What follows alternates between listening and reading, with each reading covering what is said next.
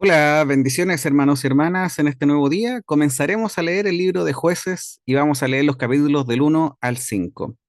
El libro de Jueces es un libro bastante complejo, la verdad. Es duro en su lectura por la crudeza de sus relatos. Por eso es que les animo a ver los videos de Biblia Project, que se llaman Lee la Biblia, el cual comparto por el grupo. Este nos ayudará a entregar el contexto y el objetivo del libro, lo cual creo que es muy importante mantenerlo en perspectiva en medio de nuestra lectura. También les recomiendo ver el video del pastor Salvador Gómez. Creo que de verdad la gracia y la unción depositada en este varón eh, se nota. Y finalmente, al ver su mirada tan cristocéntrica, concentrado en los atributos de Dios, en medio de esta explicación del panorama del libro, creo que también nos va a ayudar mucho a poder ver el trasfondo de este libro. Así que hermano, te animo a comenzar esta lectura también como siempre con mucha oración. Siempre es bueno orar en medio de nuestras lecturas, pero esta vez te recomiendo que puedas orar con fervor para que el Señor te ayude en la meditación de su palabra. Le aseguro que de esta forma podremos observar de mejor manera la maldad de estos pueblos, y también podremos darnos cuenta de que son cosas quizás no muy distintas a las que estamos viendo en nuestros tiempos. Veremos que en medio de esa maldad es donde Dios sigue derramando misericordia, amor y gracia. El libro es un libro fuerte en la crudeza de los hechos que relata, pero nos lleva también a comprender que esa es la maldad predominante de los pueblos que fueron conquistados, estos pueblos cananeos y en realidad del hombre en general. Vemos cómo la maldad y la idolatría que pertenecía a estos pueblos cananeos terminó contaminando al pueblo de Israel y esto trajo terribles consecuencias que ya habían sido advertidas.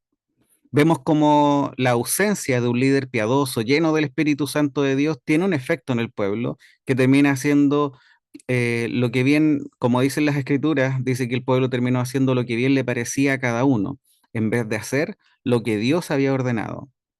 Relatos como los encontrados en el libro de Jueces creo que nos hacen anhelar mucho más el reinado de nuestro Señor Jesucristo. Nos recuerdan las consecuencias de la maldad del hombre y de la idolatría de éste, junto con anhelar finalmente el reinado de nuestro Señor. Avanzando en el comentario de lo que vamos a leer hoy día, quisiera destacar que podamos observar la importancia de la falta de un sucesor en el liderazgo.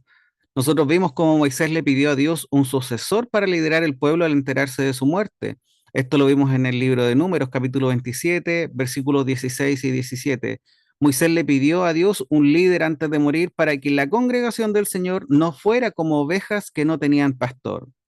El Señor escogió a Josué y ahora ante la muerte de Josué vemos que no se preparó a nadie para asumir ese liderazgo, tampoco se le pidió a Dios por parte del pueblo, no le pidieron un nuevo líder y la ausencia de este líder creo que es un factor determinante en lo que comenzaremos a leer en el libro de Jueces.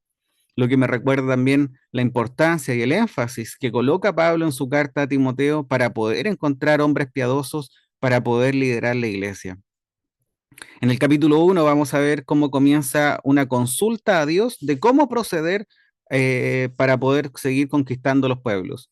Dios responde e indica que es Judá, la primera tribu que irá a conquistar los territorios que faltaban a su alrededor. El servicio de Judá sería de poca utilidad si Dios no les daba el éxito, pero Dios no daría el éxito a era la más considerable de todas las tribus, y Simeón la menor de ellas. Sin embargo, Judá implora la amistad de Simeón y les pide socorro. Corresponde a los israelitas ayudarse los unos a los otros contra los cananeos. Esto es un recordatorio para nosotros. De la misma manera, todos los cristianos debemos ayudarnos los unos a los otros. No importa la denominación, no importa la antigüedad en la fe, no importa el dónde vivas, debemos apoyarnos los unos a los otros, debemos fortalecernos y animarnos unos a los otros en el Señor. Los que se ayudan mutuamente con amor tienen razón para esperar que Dios les ayude a ambos en su gracia. También vemos cómo el rey Adoni-Besec fue hecho prisionero. Este príncipe había sido un tirano severo. Los israelitas, evidentemente bajo la dirección divina, le hicieron sufrir lo que él había hecho a otras personas. Así, a veces el justo Dios, en su providencia, hace que el castigo corresponda en medida de su pecado. También vemos en esta conquista que se tomó posesión de la región montañosa, pero no de la región del valle, donde sus habitantes dice que tenían carros de hierro. Quiero aclarar algo, esto no tiene que ver con los carros de hierro, sino con la fe del pueblo. El Salmo 46, en su versículo 9, nos dice que Dios ha puesto fin a las guerras en todos los confines de la tierra, ha quebrado los arcos, ha destrozado las lanzas y ha arrojado los carros al fuego. Por lo tanto, esto claramente no es un impedimento para el Señor, pero sí seguramente al ver estos carros, la fe del pueblo fue la que se vio debilitada. Y para este primer capítulo quiero complementar con un comentario muy certero de un comentarista que he citado muchas veces acá, Matthew Henry. Su mirada cristocéntrica creo que siempre nos ilumina y por eso quiero compartir su comentario. Este dice así: el pueblo de Israel fue muy negligente con su deber y con sus beneficios. Si no fuera por la pereza y la cobardía, no habrían tenido dificultades para completar sus conquistas. También se debía a su codicia. Estaban dispuestos a dejar que los cananeos vivieran entre ellos para aprovecharse de ellos. No tenían el terror ni el odio por la idolatría que deberían tener. La misma incredulidad que mantuvo a sus antepasados por 40 años fuera de Canaán les impedía ahora tomar posesión de la tierra. La desconfianza en el poder y la promesa de Dios les privaba de los beneficios y los metía en problemas.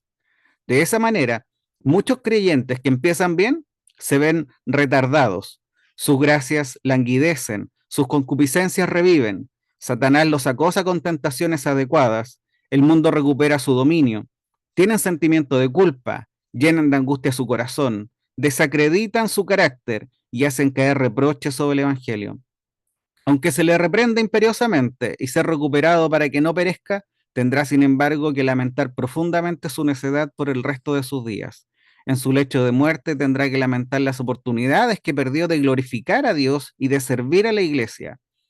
No podemos tener comunión con los enemigos de Dios en nosotros o fuera de nosotros, sino para un propio daño. En consecuencia, nuestra única sabiduría es librar una guerra incesante contra la maldad y contra el enemigo en medio de este mundo. Fin de la cita. Cuando lleguemos al capítulo 2, vamos a ver que comienza con una aparición del ángel del Señor. Este le reprocha no haber obedecido su parte del pacto. Estos incumplieron, estos desobedecieron. Y acá el ángel del Señor les advierte las consecuencias. Ante esta advertencia, el pueblo llora amargamente. Sin embargo, hay muchas dudas de si ese llanto fue acompañado de un arrepentimiento que implicaba un cambio de actitud. En este capítulo nos da noticias lamentables sobre el pueblo de Israel. Dice que dejaron al Señor y sirvieron a Baal y a Astarot. También dice que no escucharon a sus jueces porque se prostituyeron siguiendo a otros dioses y se postraron ante ellos. También nos dice que ellos volvían atrás y se corrompían aún más que sus padres, siguiendo a otros dioses, sirviéndoles e inclinándose ante ellos. Sobre este capítulo, también Matthew Henry nos dice: Dios nos ha dicho cuán engañoso y desesperadamente perverso es nuestro corazón, pero no estamos dispuestos a creerlo hasta que, haciéndonos osados por la tentación, descubrimos por triste experiencia que es verdad. Tenemos que examinarnos a nosotros mismos y orar sin cesar para que habite Cristo por la fe en nuestros corazones, arraigados y cimentados en amor. Declaremos la guerra a todo pecado. No pensemos que un pecado es mayor o menor que otro. Sigamos la santidad todos los días de nuestra vida. En el capítulo 3, hermanos y hermanas, viene a confirmar la rebelión. Hay algo que se advirtió tanto a lo largo de todas las escrituras, pero acá nosotros vamos a leer en los versículos 5 y 6 de este capítulo que dice así: los hijos de Israel habitaron entre los cananeos, los hititas, los amorreos, los fereceos, los heveos y los jebuseos. Tomaron para sí sus hijas por mujeres y dieron sus propias hijas a los hijos de ellos y sirvieron a sus dioses. Sumado a esto al versículo 7 que dice: y los hijos de Israel hicieron lo malo ante los ojos del Señor y olvidaron al Señor su Dios y sirvieron a los Baales y a las imágenes de acera. Es en medio de este pueblo rebelde y desobediente donde Dios mostrará gracia, enviando jueces para libertar a su pueblo. Pero como nos cuentan las mismas escrituras, estos jueces, al fallecer, el pueblo se volvía a su maldad. cuán importante, insisto, es la guía del líder en medio de su pueblo. Nosotros debemos dar gracias a Dios por Jesucristo, quien es nuestro pastor, quien nos guía, quien nos ayuda a abandonar nuestra maldad y también a perseverar en esta vida de piedad que nos ha invitado a vivir. En el capítulo 4 nos describe la historia de Débora. Y mientras avanzamos y vemos la historia de cada juez, podemos observar que Israel clamó al Señor cuando la aflicción venía. El sufrimiento y el dolor les llevaba a buscar a Dios. No veían otra forma de alivio. Esto nos muestra una gran verdad. Los que olvidan a Dios en la prosperidad tendrán que buscarlo en la aflicción. En este capítulo vemos la persecución de un comandante llamado Císara, quien dice que tenía 900 carros de hierro. Es una historia que nos da una gran lección, porque aquel comandante que había pensado destruir a Israel con sus muchos carros de hierro es destruido con un simple clavo de hierro en manos de una humilde pero valiente mujer. De esa forma, lo débil del mundo fue escogido para avergonzar lo que es fuerte. Finalmente, hermanos y hermanas, el capítulo 5 nos muestra el cántico de Débora y Barak, lo cual nos debe recordar siempre la importancia de agradecer y exaltar a Dios en todo tiempo. Y eso incluye en nuestros tiempos eh, también de paz y en medio de nuestras victorias. En todo tiempo debemos exaltar el nombre de Dios y dar gracias. También quiero citar nuevamente un comentario de Matthew Henry al respecto de esto. Nos dice así, dice, no debe haber pérdida de tiempo para agradecer al Señor sus misericordias, porque nuestras alabanzas son más aceptables, agradables y provechosas cuando fluyen de un corazón agradecido, un corazón contento y satisfecho. Por esto se debe estimular mucho más el amor y el agradecimiento y fijarse más profundamente en el corazón del creyente. Los acontecimientos serán más conocidos y recordados por más tiempo. El Señor es quien debe tener toda la alabanza, no importa cuánto haya hecho Débora o Barak o el ejército de Israel, la voluntad y el poder y el éxito fue todo para dar gloria a Dios. Así que, hermanos, para terminar el día de hoy, a la luz de lo que estamos leyendo, te quiero invitar a reflexionar y a meditar y que pienses en cómo este mundo, el mundo actual que hoy día nosotros nos encontramos, está influyendo en tu vida. ¿Cómo estamos nosotros tomando las enseñanzas y las corrientes de este mundo? ¿Estamos realmente buscando permanecer en la palabra de Dios, obedeciendo a Dios? ¿Estamos buscando el cuidarnos de no ser contaminados por las costumbres de este mundo? También, hermano, te podría animar a reflexionar y meditar cómo está en tu vida en relación a la idolatría, entendiendo que la idolatría es tener algo que esté ocupando el lugar de Dios en medio de tu vida.